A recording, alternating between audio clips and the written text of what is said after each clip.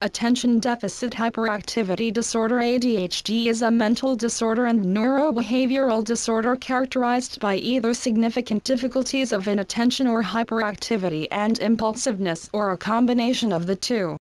It is the most commonly studied and diagnosed psychiatric disorder in children, affecting about 3 to 5% of children globally, and is diagnosed in about 2 to 16% of school-aged children. It is a chronic disorder, with 30 to 50% of those individuals diagnosed in childhood continuing to have symptoms into adulthood. Adolescents and adults with ADHD tend to develop coping mechanisms to compensate for some or all of their impairments. It is estimated that 4.7% of American adults live with ADHD. ADHD is diagnosed 2 to 4 times more frequently in boys than in girls. Its symptoms can be difficult to differentiate from other disorders, increasing the likelihood that the diagnosis of ADHD will be missed. In addition, most clinicians have not received formal training in the assessment and treatment of ADHD, in particular in adult patients. Standardized rating scales can be used for ADHD screening and assessment of the disorder's symptoms severity. ADHD management usually involves some combination of medications, behavior therapy, lifestyle changes, and counseling. Only children with severe ADHD symptoms should be considered for medication as a first-line treatment option. Medication therapy can also be considered for those with moderate ADHD symptoms who either refuse psychotherapeutic options or else fail to respond to psychotherapeutic input. ADHD and its diagnosis and treatment have been considered controversial since the 1970s. The controversies have involved clinicians, teachers, policymakers, parents, and the media. Topics include ADHD's causes, and the use of stimulant medications in its treatment. Most healthcare providers accept ADHD as a genuine disorder, with debate in the scientific community centering mainly around how it is diagnosed and treated. The National Institute for Clinical Excellence, while acknowledging the controversy, states that the current treatments and methods of diagnosis are based on the dominant view of the academic literature. Signs and symptoms: inattention, hyperactivity, disruptive behavior, and impulsivity are common in ADHD. Academic difficulties are also frequent. The symptoms are especially difficult to define because it is hard to draw a line at where normal levels of inattention, hyperactivity, and impulsivity end and clinically significant levels requiring intervention begin. To be diagnosed with ADHD, symptoms must be observed in 2 different settings for 6 months or more, and to a degree that is greater than other children of the same age. The symptom categories yield 3 potential classifications of ADHD: predominantly inattentive type, predominantly hyperactive impulsive type, or combined type if criteria for both subtypes are met. Predominantly inattentive type symptoms as listed by the U.S. National Institute of Mental Health may include be easily distracted, miss details, forget things, and frequently switch from one activity to another, have difficulty maintaining focus on one task, become bored with the task after only a few minutes, unless doing something enjoyable, have difficulty focusing attention on organizing and completing a task or learning something new, or trouble completing or turning in homework assignments, often losing things, for example, pencils, toys, assignments needed to complete tasks or activities, not seem to listen when spoken to, daydream, become easily confused, and move slowly, have difficulty processing information as quickly and accurately as others, struggle to follow instructions. Predominantly hyperactive impulsive type symptoms may include fidget and squirm in their seats, talk non-stop, dash around, touching or playing with anything and everything in sight, have trouble sitting still during dinner, school, and story time, be constantly in motion, have difficulty doing quiet tasks or activities, and also these manifestations primarily of impulsivity: be very impatient, blurt out inappropriate comments, show their emotions without restraint, and act without regard for consequences, have difficulty waiting for things they want or waiting their turns in games. Most people exhibit some of these behaviors, but not the degree where such behaviors significantly interfere with a person's work, relationships, or studies, and in the absence of significant interference or impairment, a diagnosis of ADHD is normally not appropriate. The core impairments are consistent even in different cultural contexts. 28. Some children, adolescents, and adults with ADHD have an increased risk of experiencing difficulties with social skills, such as social interaction and forming and maintaining friendships. About half of children and adolescents with ADHD experience rejection by their peers compared to 10–15% of non-ADHD children and adolescents. Training in social skills, behavioral modification and medication may have some limited beneficial effects. The most important factor in reducing emergence of later psychopathology, such as major depression, criminality, school failure, and substance use disorders, is formation of friendships with people who are not involved in delinquent activities. 29. Adolescents with ADHD are more likely to have difficulty making and keeping friends due to impairments in processing verbal and nonverbal language. 30. Handwriting difficulties seem to be common in children with ADHD. 31. Delays in speech and language as well as motor development occur more commonly in the ADHD population. 31, 32, 33. A 2009 study found that children with ADHD move around a lot because it helps them stay alert enough to complete challenging tasks. 34, 35. Associated disorders in attention and hyperactive behavior are not necessarily the only problems in children with ADHD. ADHD exists alone in only about 1/3 of the children diagnosed with it. The combination of ADHD with other conditions can greatly complicate diagnosis and treatment. Many coexisting conditions require other courses of treatment and should be diagnosed separately instead of being grouped in the ADHD diagnosis. Some of the associated conditions are oppositional defiant disorder and conduct disorder, which occur with ADHD at a rate of 50% and 20% respectively. 36 are characterized by antisocial behaviors such as stubbornness, aggression, frequent temper tantrums, deceitfulness, lying, or stealing. 37 inevitably linking these comorbid disorders with antisocial personality disorder (ASPD). About half of those with hyperactivity and Adhd or CD develop ASPD in adulthood. 38. However, modern brain imaging technology indicates that conduct disorder and ADHD are two distinct disorders. 39. Borderline personality disorder, which was according to a study on 120 female psychiatric patients diagnosed and treated for BPD associated with ADHD in 70% of those cases. 40. Primary disorder of vigilance, which is characterized by poor attention and concentration, as well as difficulties staying awake. These children tend to fidget, yawn and stretch and appear to be hyperactive in order to remain alert and active. 37. Mood disorders, especially bipolar disorder and major depressive disorder. Boys diagnosed with the combined ADHD subtype have been shown to be more likely to suffer from a mood disorder. 41. Bipolar disorder. Adults with ADHD sometimes have comorbid bipolar disorder, which requires careful assessment in order to accurately diagnose and treat both conditions. 42. Anxiety disorders have been found to occur more commonly in the ADHD population. 41. Obsessive-Compulsive Disorder. OCD can co-occur with ADHD and shares many of its characteristics. 37. Substance use disorders. Adolescents and adults with ADHD are at a significantly increased risk of developing a substance abuse problem which can interfere with the evaluation and treatment of ADHD.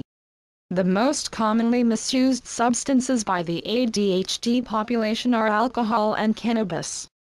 Serious substance misuse problems should be treated first due to the serious risks and impairments that occur. 15 pages 38-43 with long-term alcohol misuse and long-term cannabis misuse and other drug misuse. There is a strong association between persistent bedwetting and ADHD. 44 as well as dyspraxia with up to 50% of dyspraxics having ADHD. 45 multiple research studies have also found a significant association between ADHD and language delay. 46 Anxiety and depression are some of the disorders that can accompany ADHD. Academic studies and research in private practice suggest that depression in ADHD appears to be increasingly prevalent in children as they get older, with a higher rate of increase in girls than in boys, and to vary in prevalence with the subtype of ADHD. Where a mood disorder complicates ADHD, it would be prudent to treat the mood disorder first, but parents of children with ADHD often wish to have the ADHD treated first, because the response to treatment is quicker. 47 High IQ. There has been some controversy as to whether ADHD children with a high IQ have significant impairments. Research has shown that high IQ children with ADHD are more likely to repeat grades and have more social and functional impairments. More than half require additional academic support compared to children without ADHD. Additionally, more than half of high ADHD people experience major depressive disorder or oppositional defiant disorder at some point in their lives. Generalized anxiety disorder, separation anxiety disorder and social phobia is also more common in high ADHD individuals. There is some evidence that high ADHD individuals are not at an increased risk of substance abuse and conduct disorder compared to low and average ADHD young people. High IQ children and adolescents with ADHD can have their high intelligence level missed when standard testing is performed. High ADHD people tend to require more comprehensive testing to detect their true intelligence level. 48 High ADHD children have a unique neuropsychological profile which typically shows a gap of 20 points or more between the verbal IQ and the performance IQ when tested on the Wechsler Intelligence Scale for children. High IQ children without ADHD do not usually present with this sizable gap. 49 The specific causes of ADHD are not known. 50 There are, however, a number of factors that may contribute to or exacerbate ADHD. They include genetics, diet and the social and physical environments. Genetics. Twin studies indicate that the disorder is highly heritable and that genetics are a factor in about 75% of all cases. 15 Hyperactivity also seems to be primarily a genetic condition. However, other causes have been identified. 51 A large majority of ADHD cases may arise from a combination of various genes, many of which affect dopamine transporters. Candidate genes include DET1, DRD4, DRD5, 5-HTT, HTR1B, and SNAP25. There is also strong heterogeneity for the associations between ADHD and DET1, DRD4, DRD5, dopamine beta hydroxylase, ADRA2A, 5-HTT, TPH2, MAIA, and SNAP25. 52 A common variant of a gene called LPHN3 is estimated to be responsible for about 9% of the incidence of ADHD, and ADHD cases where this gene is present are particularly responsive to stimulant medication. 53 Executive functions. Cognitive processes that regulate, control, and manage other cognitive processes are termed executive functions (EF).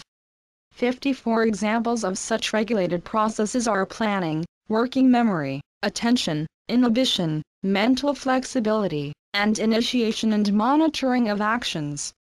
55 One of the most noticeable neuropsychologic theories of ADHD suggests that its symptoms arise from a primary deficit in executive functions (EF).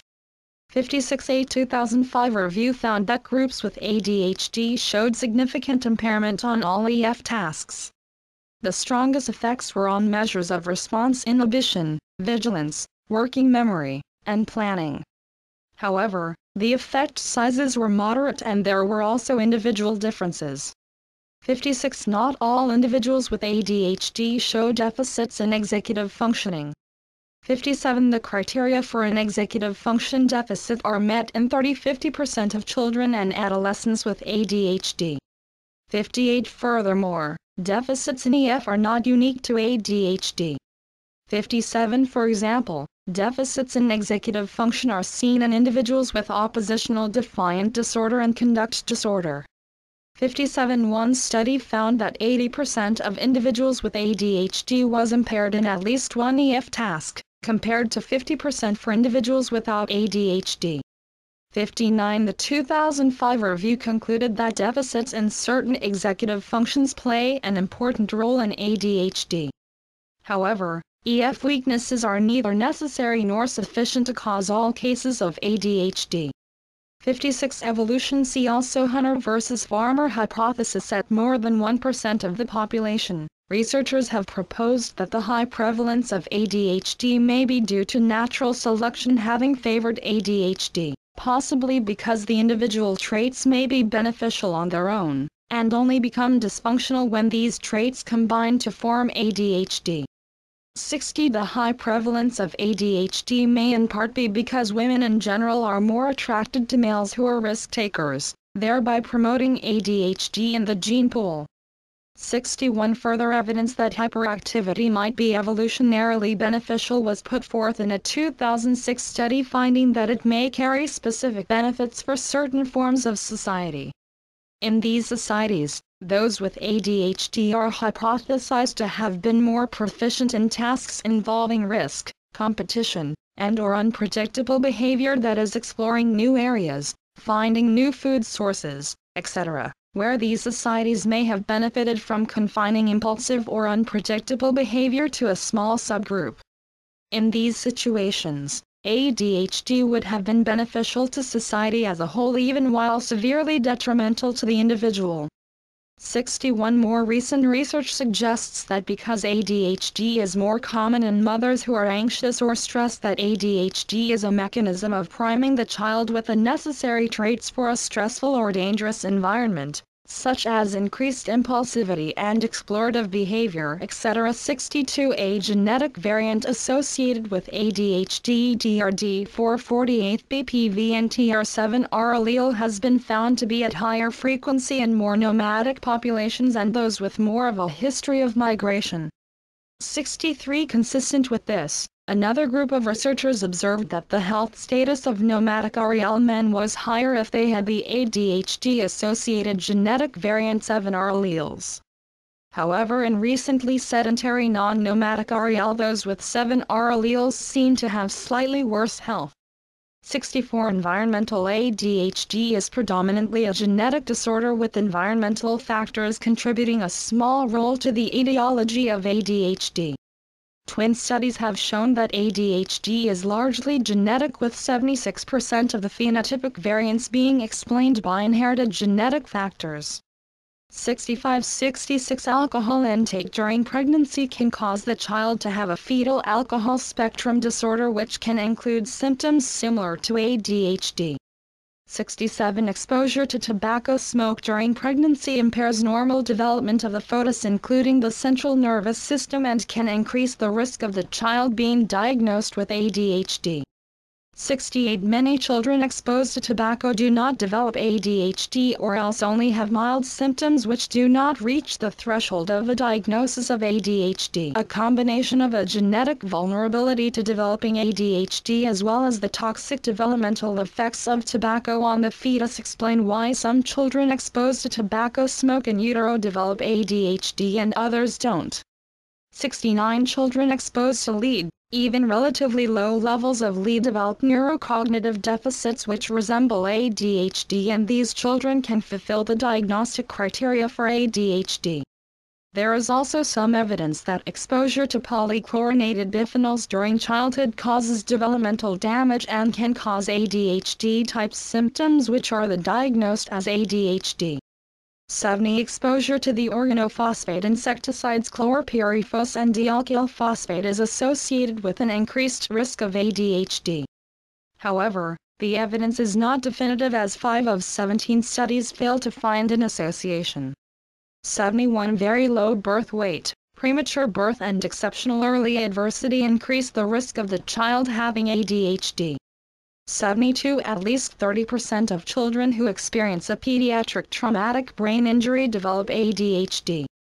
73. Infections during pregnancy, at birth, and in early childhood are linked to an increased risk of developing ADHD.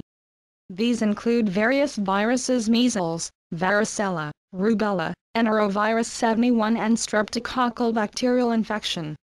74 Diet. Main article: Diet and Attention Deficit Hyperactivity Disorder concerns were first raised by Benjamin Feingold, a pediatric allergist, that food colorings and additives may affect children's behavior in 1973.